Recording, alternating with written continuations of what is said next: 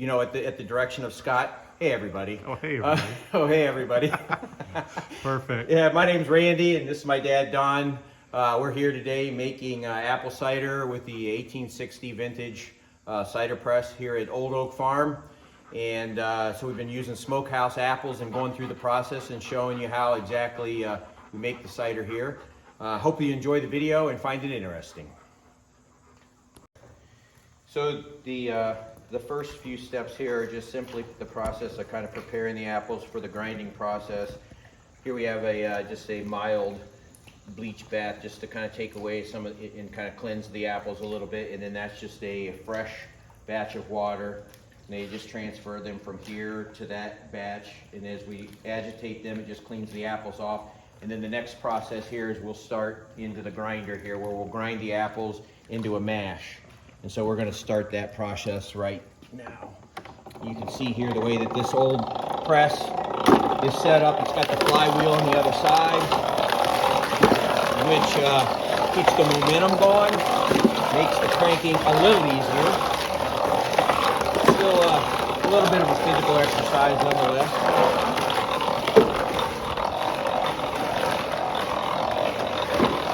So Randy, when this machine was original, that job you're doing was probably done by, I'm guessing, probably by kids, right? A young fella in the family. I don't know what happened to this generation. Always seem lost that young fella. Right. But I tell you, as I move around, I'm definitely being mindful of where that flywheel is. Yeah. But honestly, the flywheel makes a substantial difference. Just the momentum as you grind that.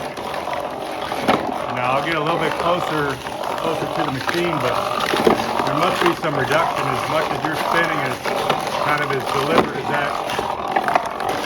Yeah, if you look at the gearing over here, it obviously has some physics associated with it. Okay. Yeah, I don't know anything about physics, but... Well, it's about like a bike. Every time you switch the gears on a bike from one spin to the next, sprocket to the next. Yeah. But it gives you a physical, you don't have to go to the gym after this. I bet you don't.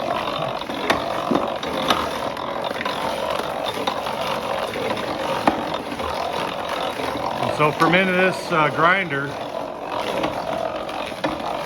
then I'm see if I can get and show this. What would you call that? Just the grindings? Mash, like a mash. Like mash, okay. That's what I call it. I'm not sure if there's any different terms. Are we full, Dad? You can look. We could probably put a little more in it if you wanted, but we ain't not going to get it all in. Well, let's go ahead and press this then. Okay. So what we'll do now, Scott, is we finish the mash. We'll pull it forward, and then you'll see. You want to get a shot down in there. That's the results of the grinding. Oh, that is impressive. And that was fast too. Then what we'll do is we'll fold this cloth in, kind of get it all, and then over here we have the primary press plate designed to fit right down in here. And then since we're a little short on the how full this is, a lot of times we'll fill it all the way up. Just so the throw on our press gets us what we need, I supplement some blocks in here. Okay. I'm going to do that first. But you see, we already have... Yeah, we're already dripping out a little bit. Yeah, we already got juice running. As I come down, pretty simple process. You got a pretty substantial yolk here. And then this is pretty beefy. Got a main beam underneath. Okay. All of it's designed to withstand pretty sizable pressures. Can't say that I know exactly what we're generating here, but... Now we're really starting to pour, huh? Yeah. And then, as you get down, then I've kind of got this guy here. Okay. Helps... Work smarter, not harder. Yeah, so it helps you get, as you kind of get down a little bit. And this is a nice design, the 3 points, big Sure. 4 away where you can work your way around. And simply that's the process. So while we're in the squeezing part of it, I know we were talking before we started filming, but this machine's got a pretty substantial history. Yeah. What do you know about this machine? Well, what I've looked up and found out about it, it was manufactured by P.P. Maston Company. I'm pretty sure Springfield, Ohio is kind of where its origins from. And from what I can tell, you're probably looking at like an 1860 vintage piece of equipment, if I'm not mistaken. And there's actually all the patent numbers and everything all stamped on the side. When I bought this unit, I actually bought it up in the Wadsworth area. Gentleman found it. Does that say like 1869 there, Randy? Is that? I'm not sure. I haven't looked at that in a while. I think you're right. Yeah. Yeah. It's maybe hard to pick up in the shadow, but yeah, I see it in real life. Yeah.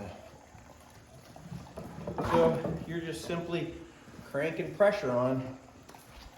Now I see these, you know, people make same principle as wine. The interesting part of it is the other aspect of this whole process is people get pretty sophisticated on what apples they select. Oh, sure. You know, it's sort of like winemaking. You know, there's certain grapes that you use to make certain wines. When people make, they get pretty complicated with the kinds of apples. We're using a smokehouse apples, which are growing on the farm here. Okay. And we don't have a huge variety of different kinds in here, but we just kind of go with what we got here on the farm. So you say smokehouse, that's the variety? Yep. Okay. And I saw Dad earlier, he had some pears. Yeah. What's the pear, just kind of adds, like you were saying, just maybe a little bit of a different note? A little sweetness. There's Sweetness. a little sweetness in the. Okay. Sometimes cider can be a little tart. Okay. You don't have a variety of apples, and so we just put a few pears, maybe 2 or 3 till it's squeezing. Okay. Just give it a little more That's interesting. variety.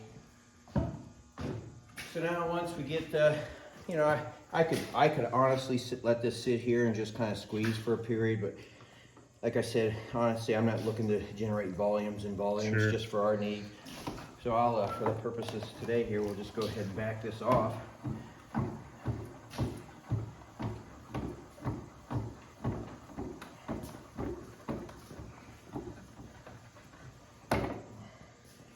And then once we get the press block out, we'll be able to see sort of how it's been pressed. Sure.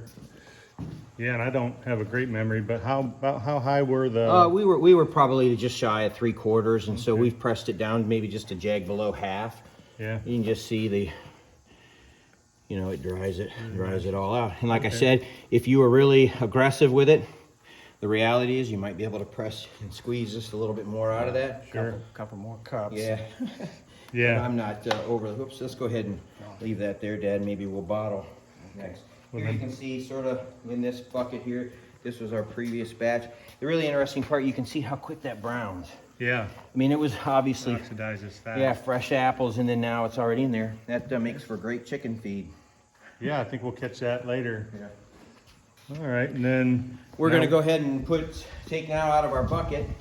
I always use a strainer just to catch any, kind of like we do Scott Strackton honey. Any Sure. gross matter that might come through. Catch that, and then it's a simple process of transferring it into Okay, the come on. bucket. Come on, Oak, get out of the He way. wants to be on the movie. Yeah.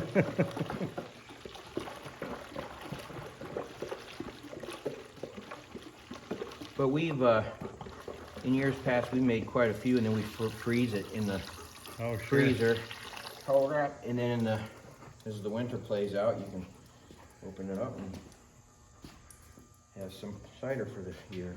Yeah. That's it.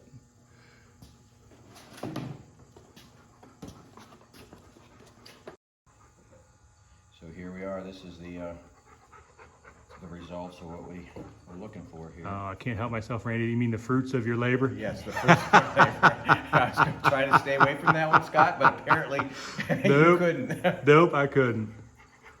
Salud. Salute. Very nice. the smokehouse apple tree, and you can see on the ground. So one of the main reasons why we kind of pulled the trigger to make some cider today was because we had those winds. Sure. Late last week, and the winds blew off a bunch of the apples, and I came out here and started looking at what was on the ground, and I said, you know what, there's too much lying there to just to let go, and so that's when we started kind of sorting through and picking it up to make the cider out of.